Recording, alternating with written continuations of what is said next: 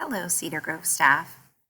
I wanted to share a mindfulness practice with you, as that is going to be a wellness focus for December and January. It's a really hard time of year. It can be very stressful with family and work and holidays and all of those things kind of merging together and combining.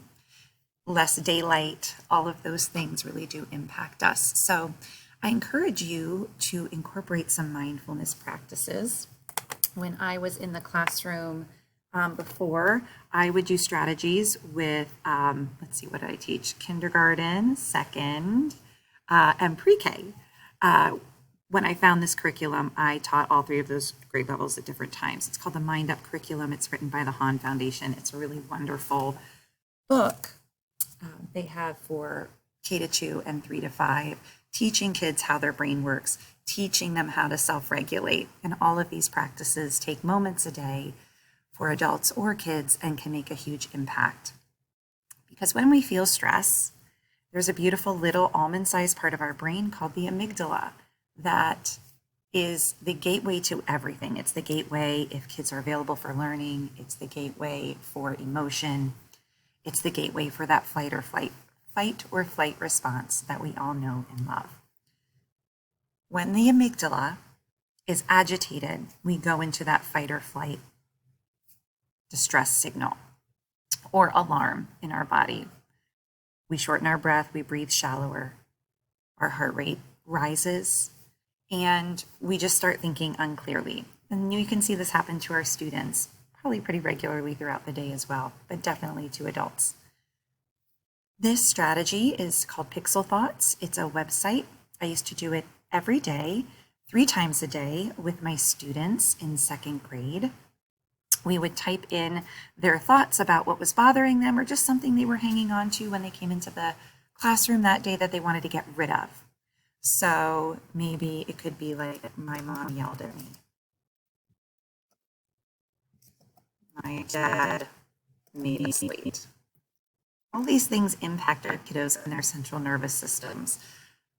My sister is mean to me. So we type all of those things in, and we talk about how those things don't have to impact us throughout the whole day. That's a choice, and we're going to kind of let those things go. This is a 1-minute strategy. Once you click done, do not hit enter before you're ready to send off those thoughts because you'll be sending off too early. So type everything in and then hit enter or click done. And you can let all of those things pass away up into the stars as students are slowly and mindfully breathing. Our breath is the thing that's with us from the time we come on the earth until the time that we leave it. And it's what keeps us centered and grounded here and can really help us learn to self-regulate our bodies when we're feeling strong emotions.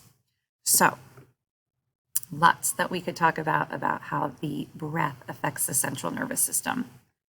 But we'll go ahead and send these away. So all the thoughts that you type in get put into the bubble.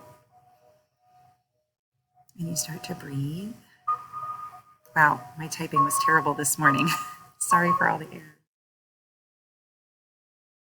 Best breathing is in your nose and out your mouth, and it's just a slow, methodical. You'll see that worry and that thought is getting smaller and smaller as it rises.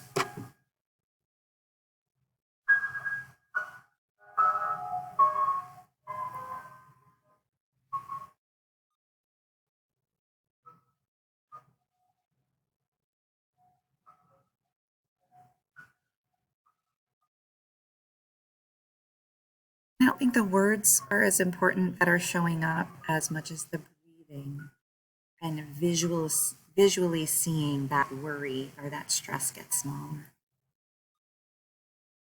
And then it floats up and goes away. And like I said, I did this 3 times a day with my students at the beginning of the day to see what they were coming in with.